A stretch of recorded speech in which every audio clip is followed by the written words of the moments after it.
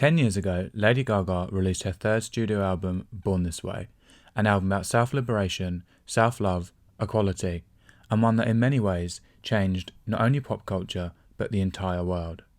That's why today, I want to break down why I think it's one of the only albums in recent history that could genuinely be described as a true cultural reset, a term that I'm sure you'd agree is often used a little too generously in the pop community. Why do I think that? Well, let's start from the beginning. Born This Way, the title track and lead single of the album, was released on the 11th of February 2011, after being previewed at the 2010 VMA Awards when Gaga performed a snippet of the song in her now iconic meat dress. For many fans, that night marked the beginning of the Born This Way era, and it also marked the beginning of the album's cultural impact, as it showed us how Gaga was ready to use performance art and music to make statements about society and politics, not just pop culture and fame. The song itself was an anthem for the queer community, the outcasts, the minorities, and anyone else who felt in any way different or marginalised in society. It was also the first pop song in history to get the words gay, straight, bi, lesbian, and transgender to the top of the charts and playing on radio stations across the globe, all at a time when LGBTQ acceptance was significantly less mainstream than it is today. Let's just think about that for a moment. Lady Gaga, arguably the biggest pop star of the time, launched the rollout of a highly anticipated and commercially critical third studio album with a song explicitly celebrating and dedicated to a community that still wasn't widely accepted by society. That could have easily marked the end of Gaga's career just 3 years into it, and the fact she did that alone demonstrates the huge cultural significance of the Born This Way single. It represented a turning point in the music industry that opened minds, changed attitudes, and put gay representation at the centre of pop culture in an overt and explicit way that it had never been before. And that's without even taking into account that 10 years later, Born This Way has gone on to become one of, if not the, biggest and most influential pride anthems of all time. Because of Gaga, even the phrase Born This Way has become synonymous with the queer community and self-love. Can you think of any other song title that's become part of culture in the same way? I don't think I can. And of course, I'm not saying that Lady Gaga was the first person to ever coin the phrase Born This Way. She wasn't, and she's been vocal about that from the start. But it's certainly her who popularised it and made it part of everyday language. And for that reason, combined with the song's message, mission, and global success, I think it's fair to say that just that track alone was something of a cultural reset. After all, it suddenly made it cool and acceptable for pop artists to be more vocal and literal in their music, no matter how risky it might deem to be by typically conservative record labels.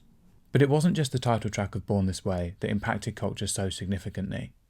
The album, as a complete body of work, is filled with songs that tackle everything from politics and racial inequality to feminism, religion, and battling your inner demons. All before themes like those were commonplace in pop music, especially from an artist at the top of their game. The tracks also include cultural references that were unexpected from a mainstream pop artist at the time. Bloody Mary and Judas, for example, reference religion and art, while Government Hooker and Americano provide a commentary on political culture. Not only were the songs thematically pushing boundaries, but they also pushed sonic boundaries too, in terms of how they fused different genres together and sounded unlike anything Gaga and her contemporaries at the time had ever done before.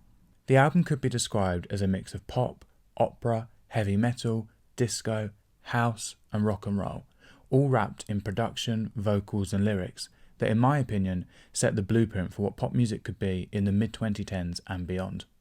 In fact, I don't think I can think of an album that fuses genres in the same way, at least not from an artist at the commercial peak. But it wasn't just the message or music of the Born This Way album that impacted culture. The visuals and everything else that surrounded it also represented a shift or elevation in the pop industry. Gaga wowed the world with look after look, headline-grabbing performances, and music videos that felt like mini-films in their own right, not just promotional extensions of the song. In You and I, for example, she even created a drag king alter ego, Joe Calderone, long before drag was anywhere near as popular as it is today. All of this combined, the message, the music, and the visuals of the Born This Way era, have gone on to influence and change the world in, I think, 3 very distinct ways. Firstly, ever since the album was released, gay representation in the media and music industry has been on an upward trend.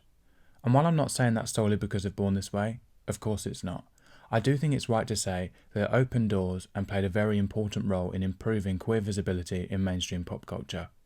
Secondly, I don't think anyone could deny that Born This Way has inspired hundreds of new artists over the past 10 years.